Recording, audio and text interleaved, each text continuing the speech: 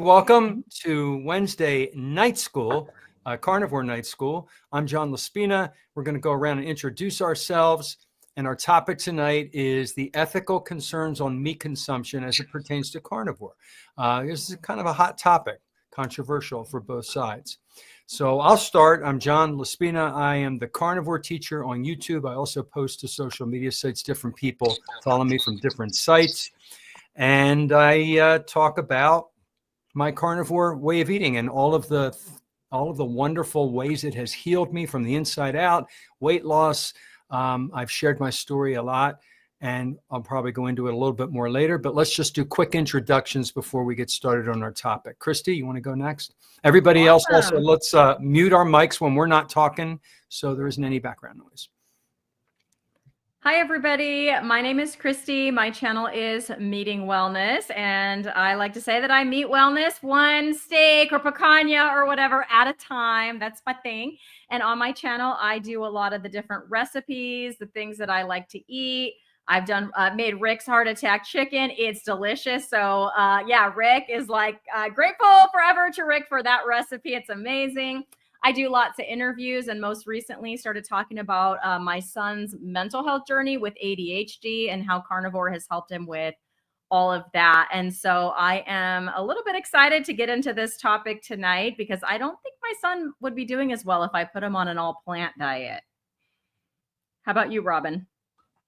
Hey, you guys, my name is Robin, and I am your Carnivorous Grandma. My channel is at Carnivorous Grandma, Grama. And why? Because my grandkids call me grandma. So my channel is very similar to Christy's. I mean, basically, she just said the whole thing about what my channel is. One of the primary things that I do is I like to interview a lot of doctors and health practitioners and really some of the OGs in the carnivore space and bring them to the community so that, you know, those voices are super important. So that is what is going on with me. And I'm also excited to talk about this topic tonight. Funny you mentioned OG carnivore. I've been carnivore since 1983. And I'm the biggest quack in the carnivore community because I'm the only one that started the diet and protest, was not trying to get healthy, was actually looking for a heart attack. But instead, I found a lot of fun. I grew really tall, so I'm the tallest carnivore you'll ever see. And I'm still on the carnivore diet because I love it. It's not a sacrifice for me. It's not self-control. I just love it. I eat what I love. That's the story of my life. So you won't catch me eating duck food. And if you don't know me very well, you know I love ducks. I call any non-carnivore food duck food. And I will not eat anything that comes in a package and has an ingredients list. So that's my rule. I will not eat any plant material that's imported from another place. The only plant material I'll ever eat is what I can pick from my own yard or from the wild. And that's a very rare occurrence when I don't have enough meat. So, you know, my YouTube channel is not about getting healthy. It's not about, you know, being the ultimate carnivore. It's just a little bit and piece from my life, having a little fun, maybe, you know, bringing a few interesting topics to light, and that's it. So, I mean, if you're looking for the experts, I'm not the one. But if you're looking to learn and have some fun, I am the one. Okay, my name is Peter, a.k.a. Papa Carnivore. I was recently interviewed by Kerry Mann at Homestead House. If anyone wants to see that video, go over there. There's about 400 comments on there, something like crazy like that, and met a lot of nice people and had a lot of nice conversations. I try to answer every single comment, believe it or not. It takes a long time.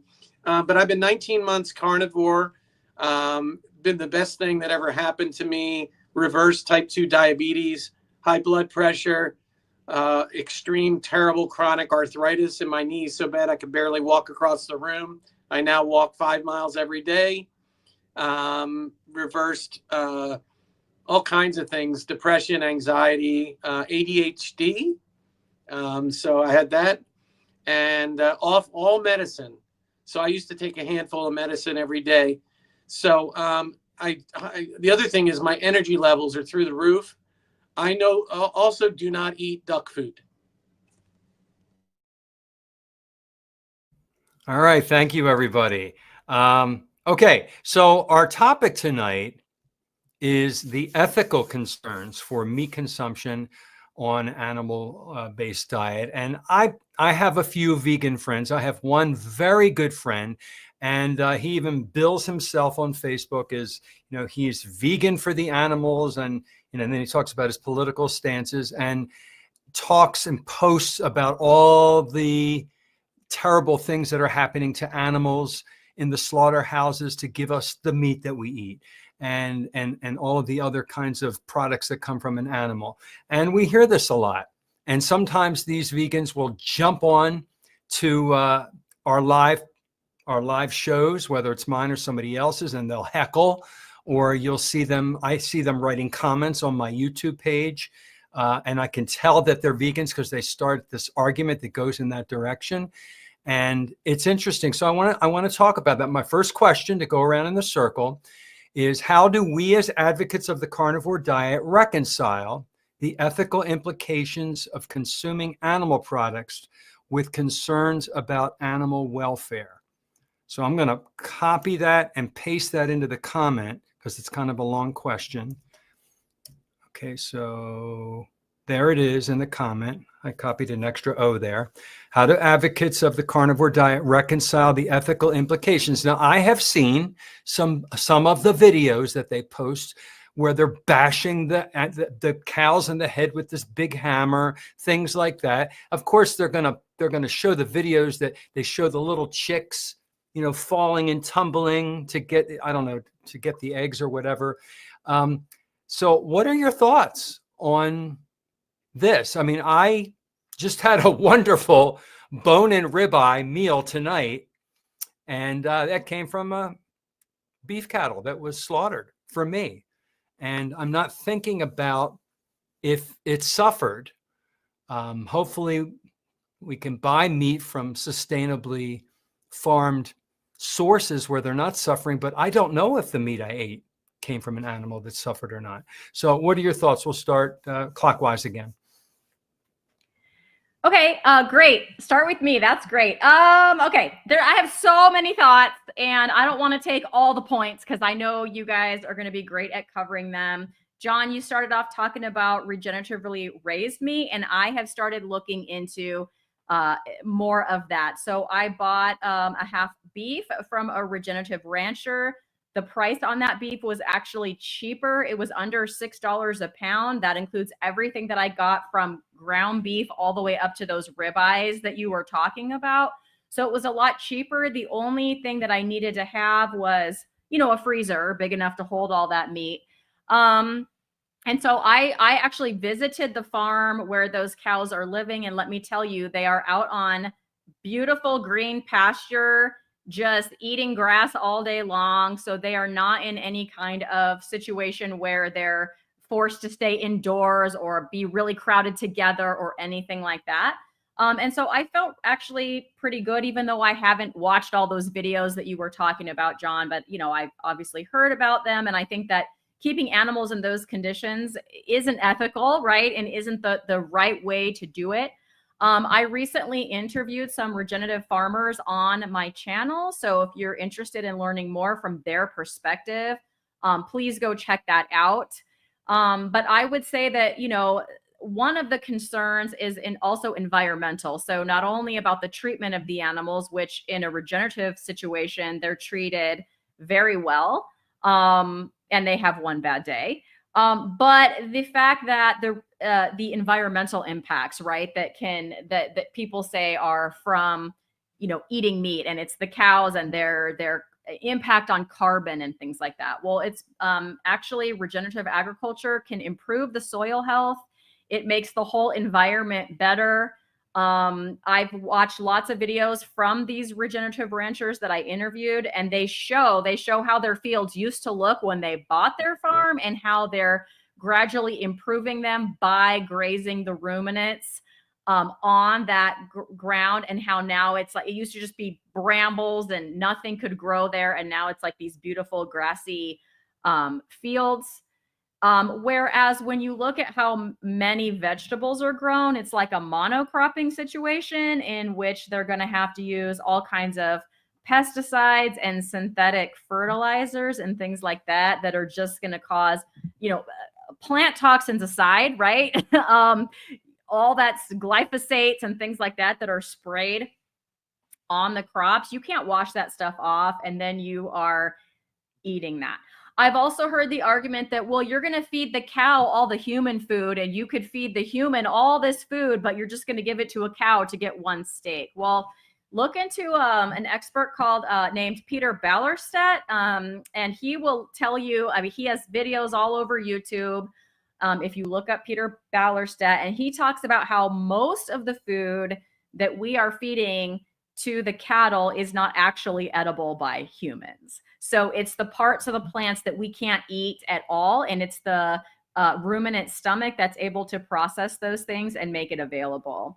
And if you look at a book called The Vegetarian Myth by Leah Keith, she will talk about how there's nothing can live without something else having to die. And she tried it, and she was a vegan, and she thought, I'm going to grow my lettuce and I'm not going to kill anything to do it. Well, she ended up having to kill a whole bunch of slugs and all kind of things that were trying to eat her lettuce. And for what? For a piece of lettuce that is going to give you, 2 calories. So you're going to do all this stuff, and then it's impossible. And then you're not going to get the nutrition that you need, right? So many more animals die when you're doing the monocropping with all of the stuff that I talked about, the pesticides, and even just the harvesting of that crop physically kills anything that was in that field that managed to eke out a living there. But me as a carnivore, my preferred food is beef. And if it's just me, I could live on a cow for a whole year. So one animal would have to lose its life for the whole year for me to eat. Whereas if I am eating a plant-based diet, hundreds and hundreds of animals are being killed through the harvesting, through the pesticides and all of that are going on as those plants are being raised. Not to mention that it's continuing to deplete our soil. So if you listen to experts like Dr. Zoe Harcombe, she will talk about how our soil is being more and more depleted. We do not have very much topsoil left. The minerals in our soil are definitely not what they used to be. And that is all a result of this monocropping situation where you don't put those ruminant animals, and rotate the crops with the ruminants and then give the field a rest. And in that kind of cycle, like you should. And so even today's plants don't have as many nutrients as they used to, years ago. So for me, I know that animal foods have way more bioavailable nutrients, which I know all of you know about. I'm not going to get into the list. Somebody else can cover that. But all those nutrients in those animals are so much more bioavailable. It's so much more, bang for my buck, if you will, when I eat my 1 cow a year, than having to eat all this, let's say, spinach to try to get my iron, while I'm also getting all the oxalates. John knows he had a kidney stone from all the oxalates from that spinach he was eating. But I'm not actually getting the iron that is, advertised in that spinach, because it's non-heme iron and it's not really absorbable. Not to mention all the nutrients, because our soil is so depleted, aren't even in those plants anyway. So I would rather eat the food that I know is going to give me the nutrients. Now, how do I know this? Well, N equals 1 for me, right? So when I went carnivore in June of 2023, I started off, standard American diet before that, my whole life, feeling horrible, health declining and continuing to decline, but just thinking, oh, it's because I'm, going into my 30s and 40s, and that just happens to everybody, right? Then I went keto, lost some weight, but didn't notice any other health improvements until I went carnivore. And then my joints stopped aching, my sleep improved, my skin clarity improved, my mental health improved, and a laundry list of other things. My energy, right? All of these things improved. And so it's like, when I took out the last of the plants is when I started feeling the most healthy that I've ever felt. And so I think that the health of humans is very ethical and important to consider. And I know that my health has greatly improved by eating a meat-based way of eating. Whereas before, when I was eating many more plants, my health was continuing to decline. So I'm going to stop there because I don't want to take all the time. I'm going to pass it over to my friend Robin. Robin, what do you think about this? I think Christy should have been made to go last. Great job, Christy. Oh my God. You said so many things, but a couple of things that really stood out to me and made me think were around when you think about the ethical implications for animal welfare. You talked about how when they are, processing the ground in order to plant, as well as during the harvests, how many animals have to be killed. Animals and other life forms, like slugs, have to be killed for those gardens. I'm calling them gardens because like fields to be actually planted and harvested. Every year at my church, we have a community garden. And I'll say every year, but every seventh year, that ground has to lay fallow because you have to allow for the ground to regenerate for a year. And that's more of a biblical thing. But, when you talk about the ground is like the nutrients have been stripped out of the ground from over processing, over planting, over, treating, and all of the different things, all the chemicals that are being put into the ground so that we can have plants to eat. So there's tons and tons of animals that are killed in that way. But then I did think about one of the things that popped in my head was around like the slaughterhouse and how these animals in large number are taken into a slaughterhouse and slaughtered in an inhumane manner. And so how important it is for us to know, like, when we can. So I don't want to judge anybody who's going to Walmart and getting their meat because that's better than eating plants, to be honest. But if you're able to know what is happening with your meat, so I go to a farm, just like Christy was mentioning, I go to a farmer and I get my cow, my whole family, we pool together our funds and we go and we get a portion of a cow. So we can go out there, we see the animals, we see the pasture that they're being grazed on. We can go in and tour and see the facilities where they're keeping the animals, and it's both beef and sheep. And so, and how are those animals being dispatched or, processed? And so when I looked up about the slaughterhouse, and I think that I have heard that if an animal, if you talk to deer hunters, they'll say if the animal is like startled or afraid when it's killed, it releases chemicals into the meat. And so we know that is problematic. So they try to dispatch that animal without scaring or startling it. And so that's same thing that we want to happen with the animals that we are getting and consuming for food. But when we're going into the grocery store, we really don't know the emotions of the animal prior to the fact that it was slaughtered for human consumption.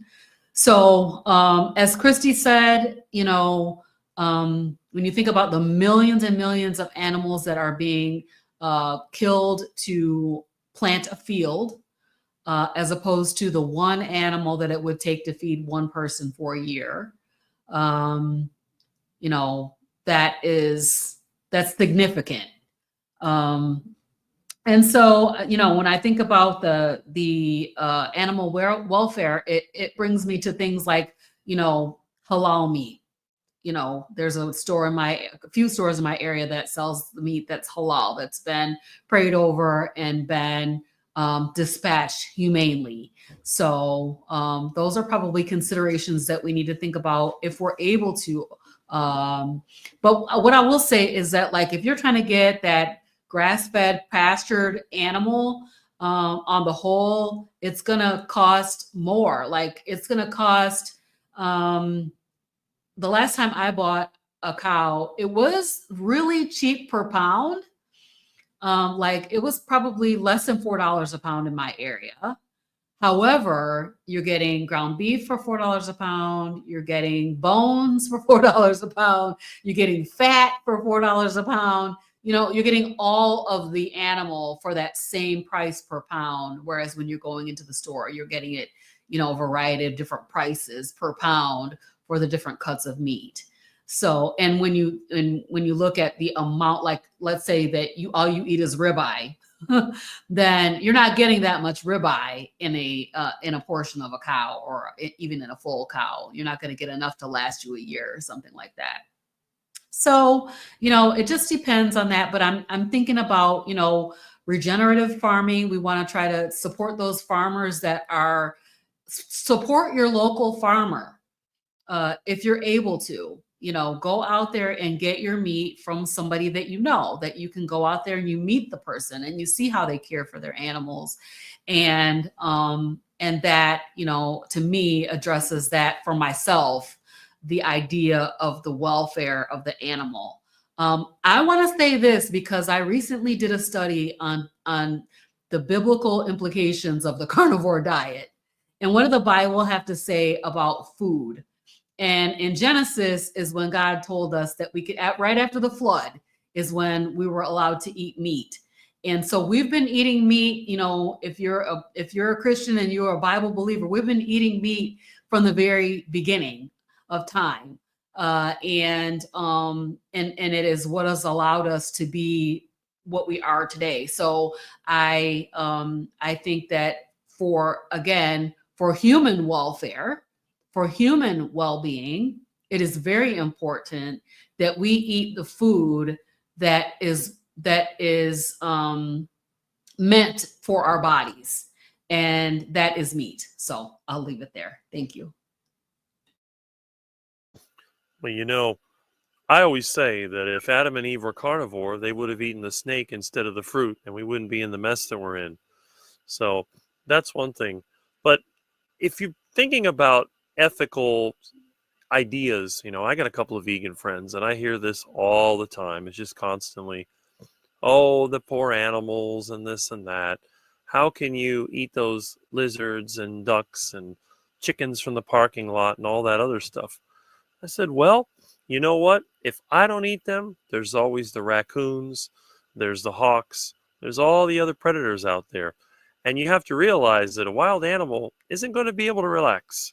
This is not a cow that's out on a pasture. Basically, a cow on a pasture has very little to worry about because usually they're too big for most of the local predators. If there are larger predators, the farmers will shoot them or they'll put them inside a building. If you raise chickens, you know what happens if you leave the chickens running around. They're going to get taken out by some of the local wildlife, the foxes, the raccoons, or whatever you have around, bobcats or whatever is roaming around. So when it comes down to ethics, all animals are going to end up dead one way or the other. They're either going to die from disease, they're going to become somebody else's food, or they're going to get old and die. So it's only a matter of timing. So if you're raising animals, you know, you may have a pet, like I have a pet cat. They can last anywhere from 16 to 21 years. You could have a cow as a pet. You might like that cow so much, you keep it around. It may last 15 years or more. But one of these days, it's just going to get old and die. But humans have been raising animals for thousands of years. And you can see that they've also been hunting for thousands of years.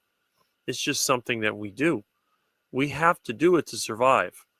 If we try to eat plants and just plants, we're going to be limited in what we can do. Because the whole world is basically, it's a fight against entropy.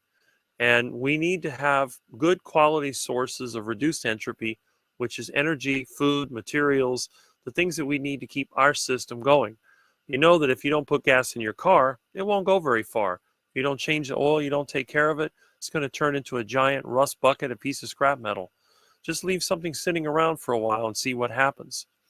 So again, we have to raise these animals, And it's sort of like a deal, because if we didn't raise cattle, they wouldn't exist. There's no such thing as a wild cow. There are feral cattle that run around, but they don't last. I mean, they can live in certain places. They can live in areas that don't have predators. But if you turn them loose in Africa, they wouldn't have a chance because they can't run fast enough. They're not like the gazelles. I mean, even the deer that we have in this part of the world, they can jump, they can run. Cows can't do that. So if you have large predators like for example, a cougar, the cougar will take out the cattle one by one until there's none left. So the ethics of raising animals is basically this. We have sort of bred and manipulated these animals to be enjoyable for us to eat. And in exchange for keeping them, we're eating them. So if you think about it, of all the animals that are going extinct, and there are many species that have gone extinct because something happened, humans hunted them into extinction, or just environmental changes or whatever, and they're gone. Maybe they had a disease that wiped them out. But you don't see any danger of cattle or sheep or chickens or ducks or any of these animals ever going extinct, because people are constantly raising them and they're constantly watching to see which ones are sick, any problems that they're having. And again, it's just sort of a trade-off. We trade our time to work so that we can get paid, so that we can survive.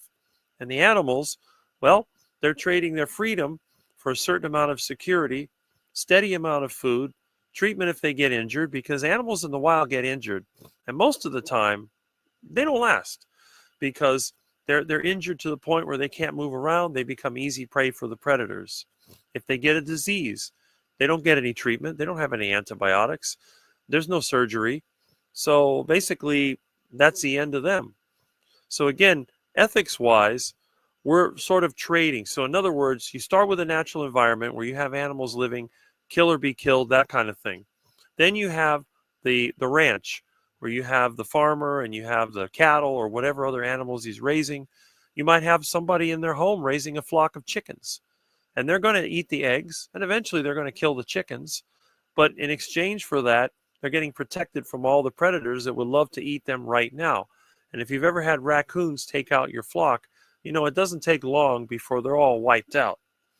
So, but again, that's the ethical concern. So when I tell my vegan friends about that, they look at me funny.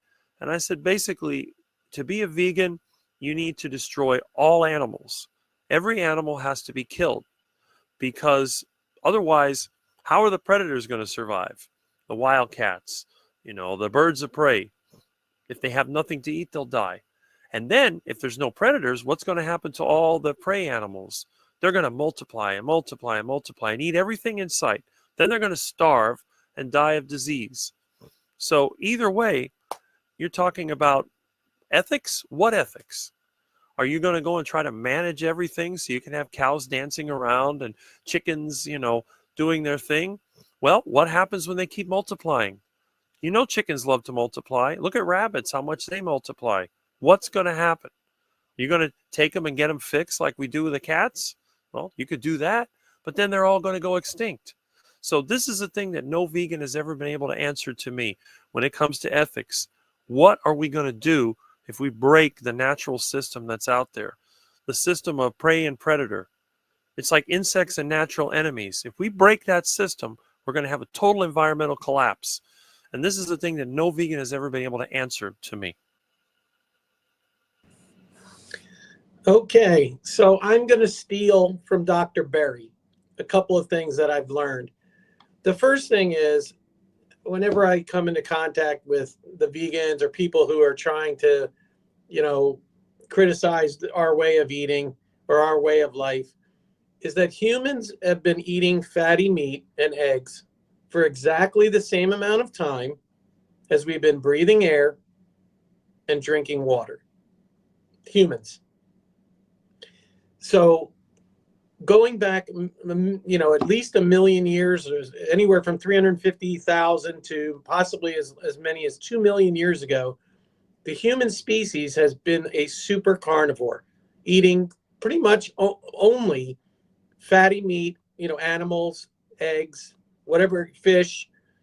But we were not eating plants. Yes, we might forage for some tubers or some things like that, especially in times of where they could not hunt or they could not find an animal.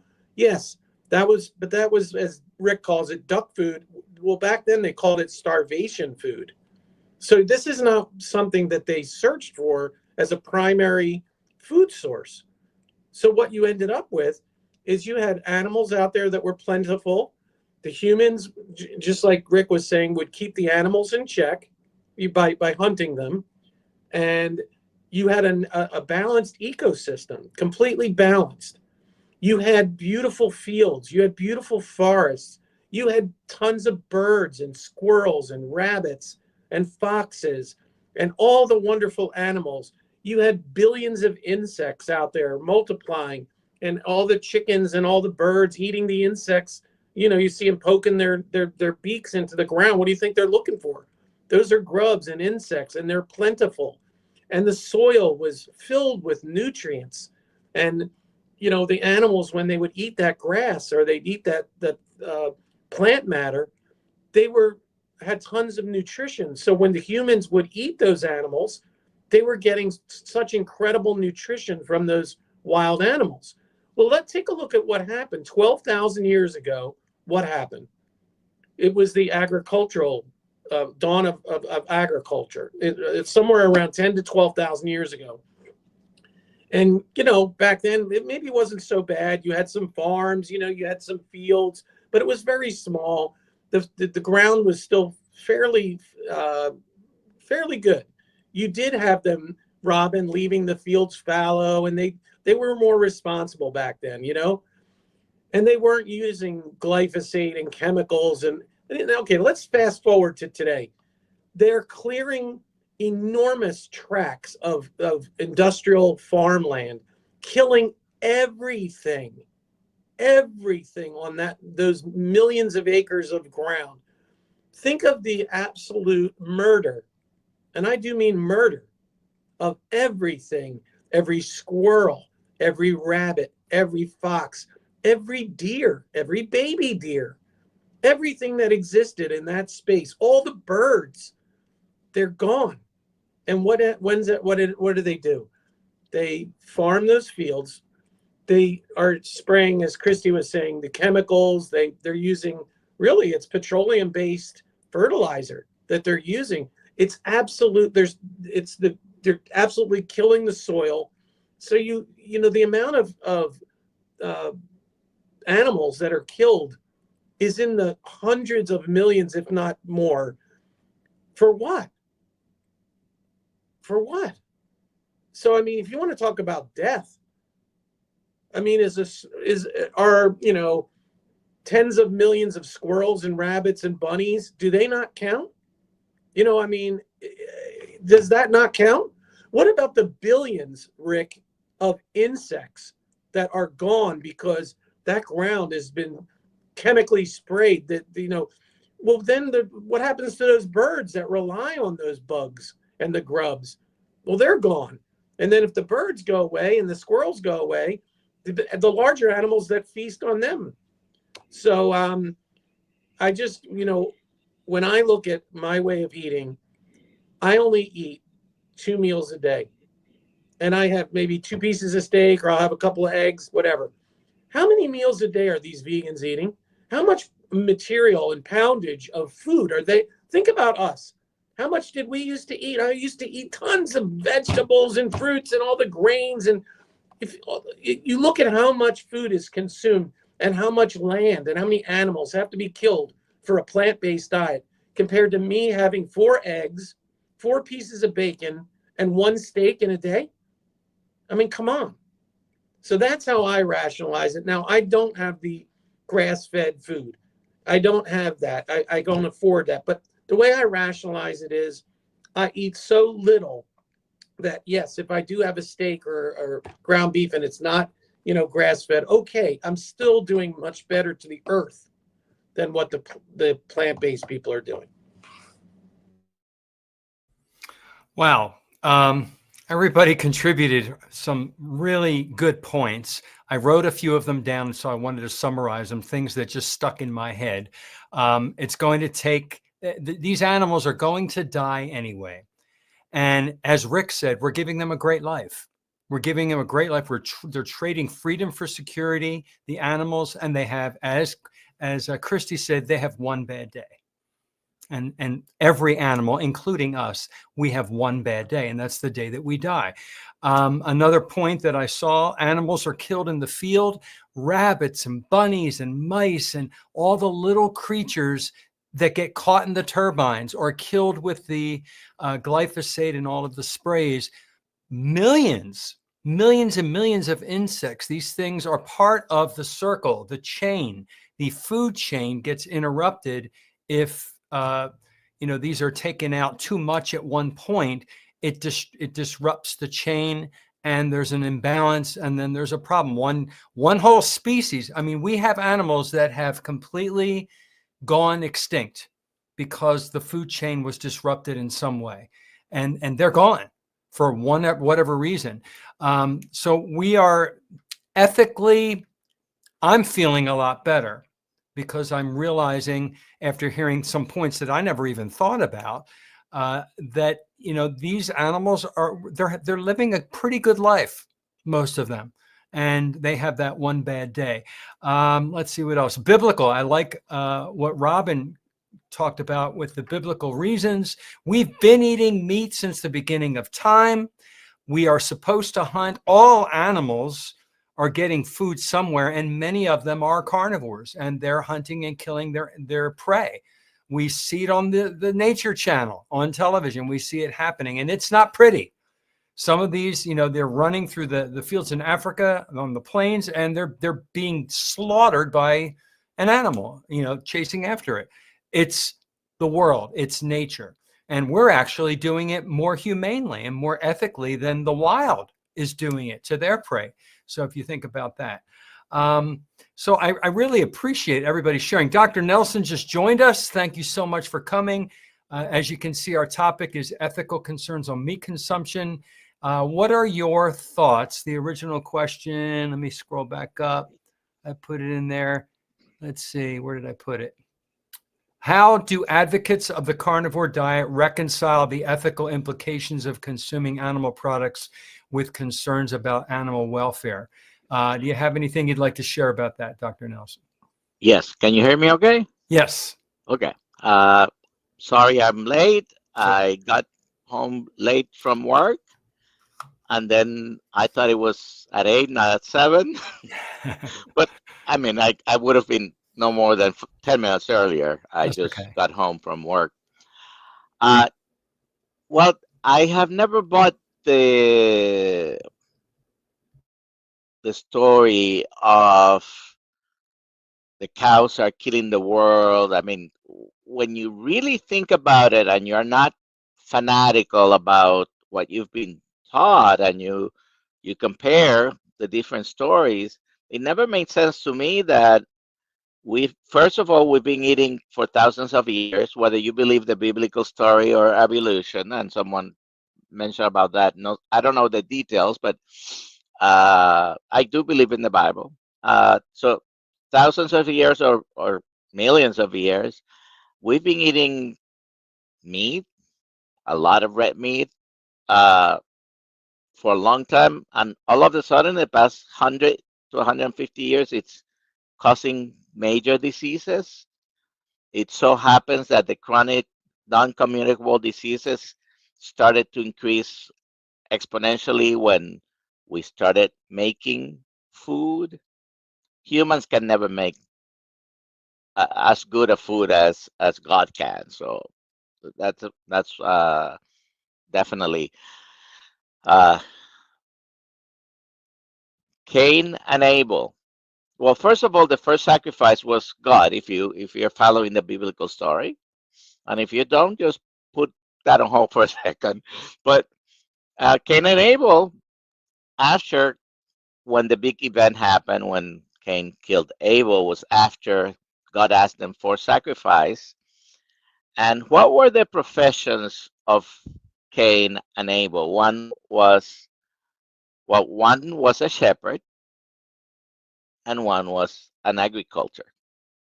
All right, one was farming, the other one.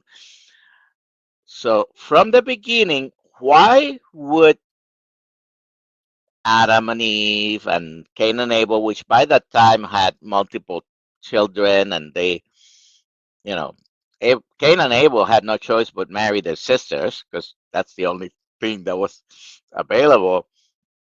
But one was a shepherd. Why? If they didn't eat meat, why would they need to keep sheep or goats or anything else that may have had? There's only one answer because they were not raising those animals just for fun. They used their, I forget what the word is in English, their wool, right? And they ate them and they drank the milk. So about contamination, when you really even look at pictures or read the story about monocropping and how it happens and what they have to do to the land to get it ready to raise, one crop of corn or whatever they are growing, and you have to destroy a complete ecosystem. I fortunately or unfortunately, I never bought that story, so I I think those are sort of fake news. And weather is always changing. I once went to a museum in Bradenton, Florida, that had, now nobody was around 5,000 years. None of us were around 5,000 or 500,000 years ago, right? So we don't know.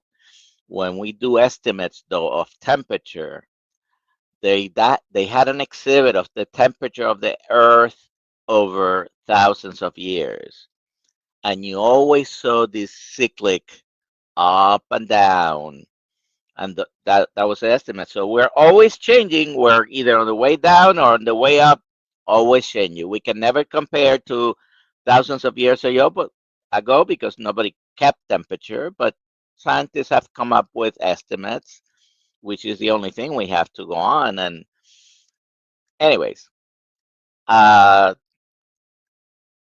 same with the hurricane story. Hurricanes, by all metrics, have not changed over the past 100 years. It's just we have lived through very bad hurricanes, especially if you live in Florida or like me from the Caribbean.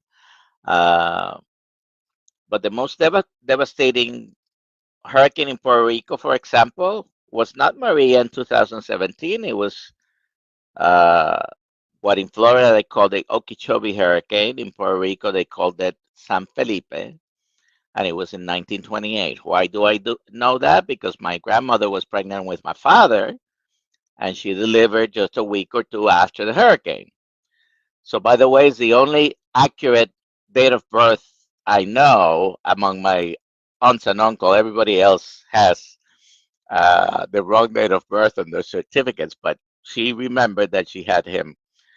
So sometimes we have to be careful about these stories about the contamination and the farting of the cows. And uh, if you try to be really fair, you have to look at all sides of the argument, and then you know you believe whatever you believe after that. But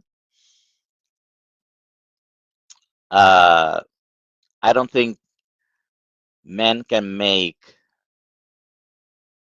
the best food in substitution of what's natural, whether you believe God created the animals or we are a product of evolution.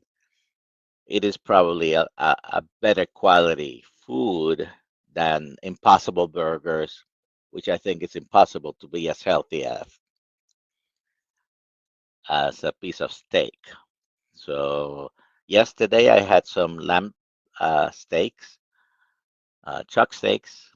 It said lamb shoulder in the label, but the same as they look the same as the beef chuck steaks. I don't think there's anything that you can make as man can make to make it number one, taste that good, and number two, be as nutritious because you have to put a lot of fake stuff in it.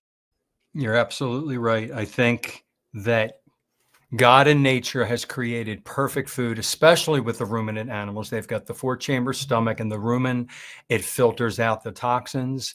It gives us a healthy fat and protein content in the meat.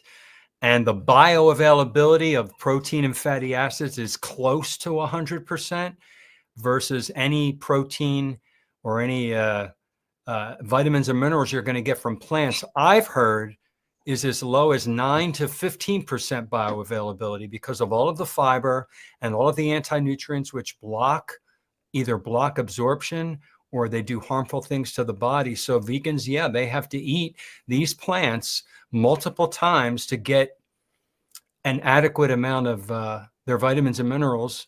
And I don't even think they're getting enough, because if you look at a lot of people who have been vegan for a long time, they don't look healthy if they're Yes, going on just a vegan diet. Yeah. and that word you mentioned is very, very important. Today I used it at least twice, bioavailability, Yeah.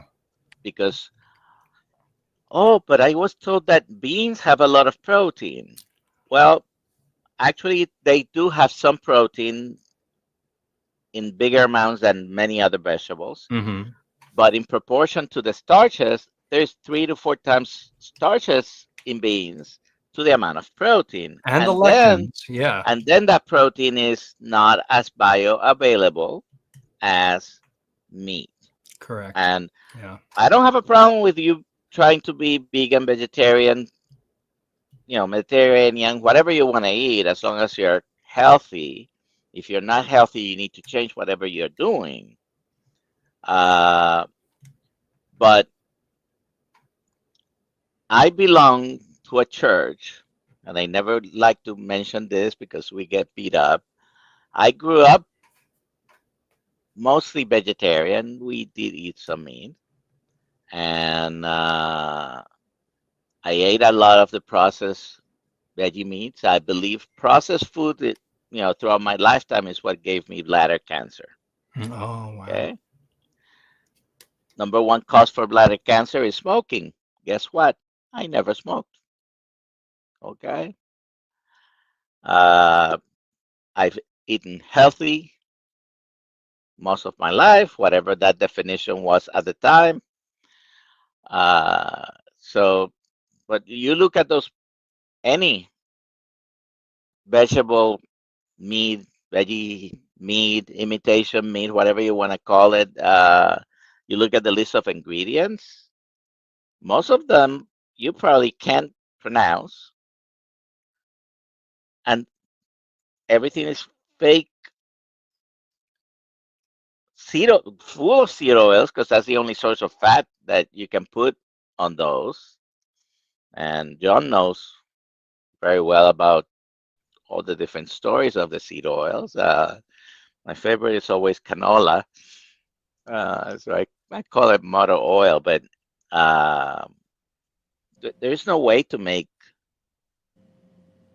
If you want to eat something that looks like beef so much, eat the meat, the real thing. I don't know if you guys have ever heard this, that humans are the only animal that's smart enough to make their own food, but dumb enough to eat it. Yeah. We are at the top, the pinnacle of the food chain. It's amazing that we don't know how to eat.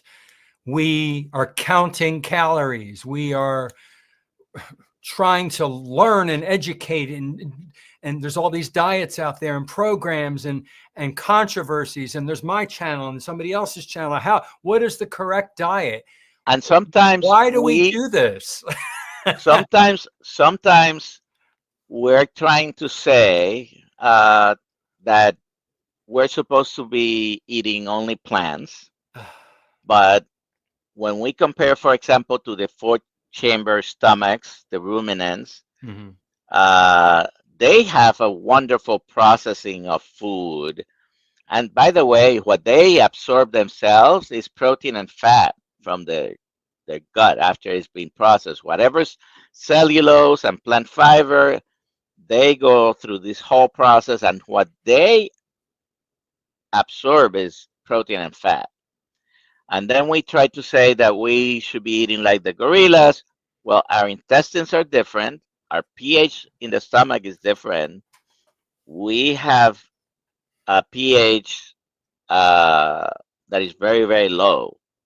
Okay. Closer to, I forget Vulture. how to say, I know the name in Spanish right now, buitre. Uh, the buzzards, The vulture. Yeah. the vultures, Yes. yes. So we have a pH closer to those than we do to when you compare to gorillas or cows.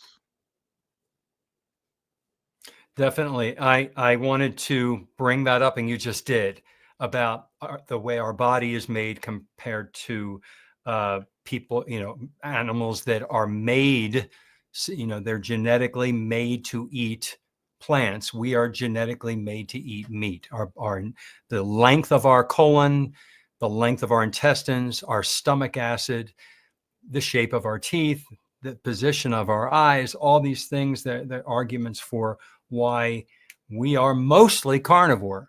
I hear that we are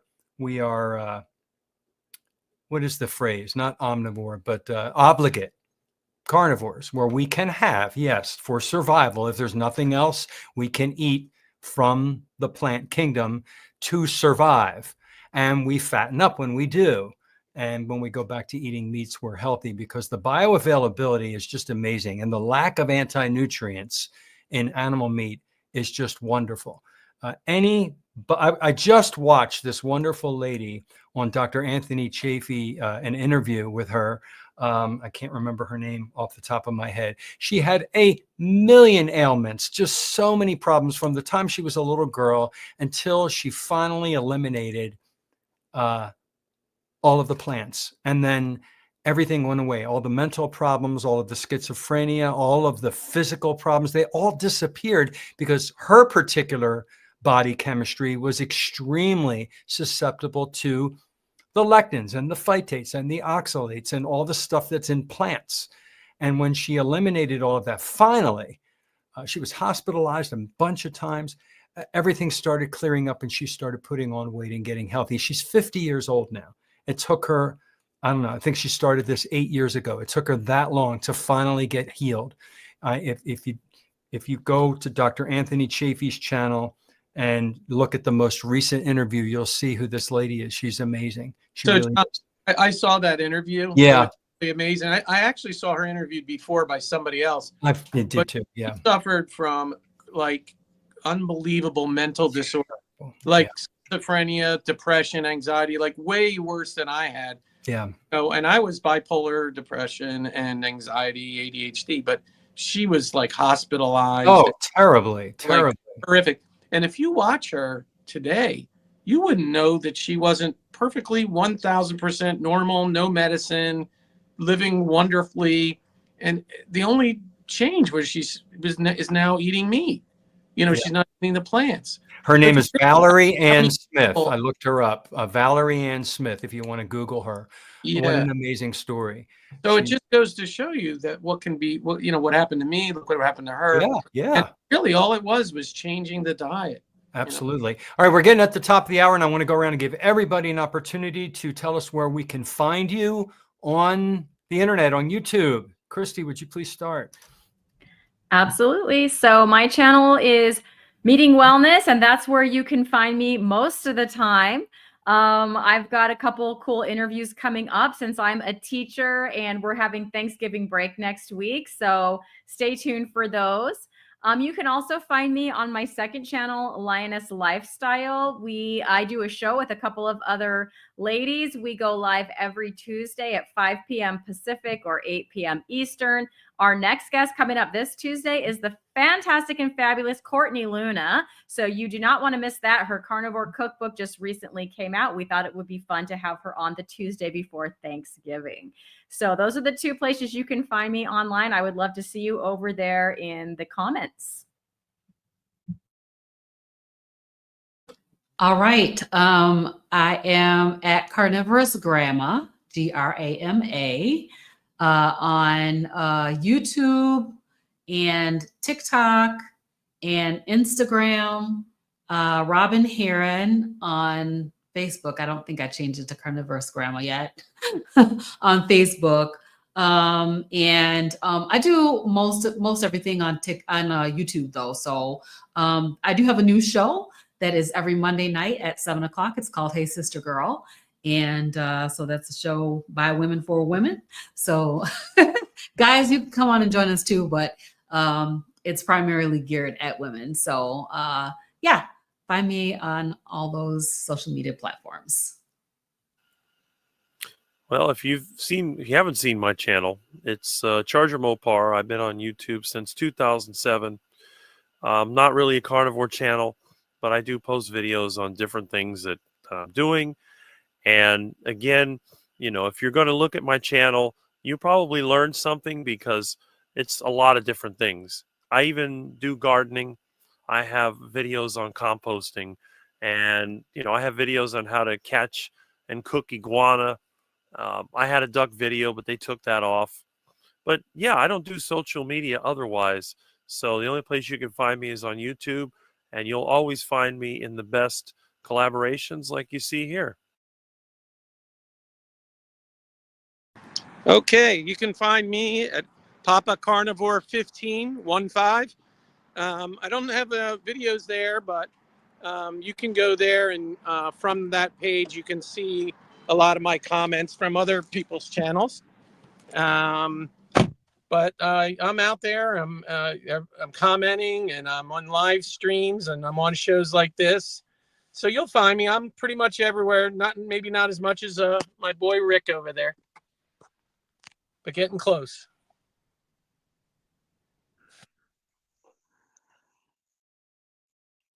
At the real Dr. Nelson in YouTube and Metabolically Healthy Again on Facebook. I mostly post or repost. I don't have much video content, but you can find me in those. I will have a question for the Florida guys here. Are you all going to be in Fort Lauderdale next Wednesday? Next I Friday? haven't heard anything about this one in Fort Lauderdale. The guy that when we went to the last one, he sent me an email saying the next one's going to be in Fort Lauderdale. Work Friday, unfortunately. So I haven't received an email from him yet. Can you? So Dr. Lisa Wiederman is the one organizing it. All right. She's Carnivore Doctor on YouTube. It's going to be in Fogo de Chao in Fort Lauderdale. And she prefers if you kind of contact her before going there. But if you go there, you can go. It's a public place. Dr. Kills is going to be there. I'm going to be there. So John, I'll email you the information if you want. Thank you. Rick, are you going to be there? I mean, I don't think I could make it there in my car, and I probably don't even have the money for it. Ouch. Ow. Okay. Ow, ow. I'm getting bit. Want to take a picture with you. I'm 5'6". You're 6'6". I've met everybody on this screen here except Rick, and he's right down the road from me. We got to meet sometimes, Rick. All right, my friends, thank you so much for coming. Everybody, I know I learned a few new things.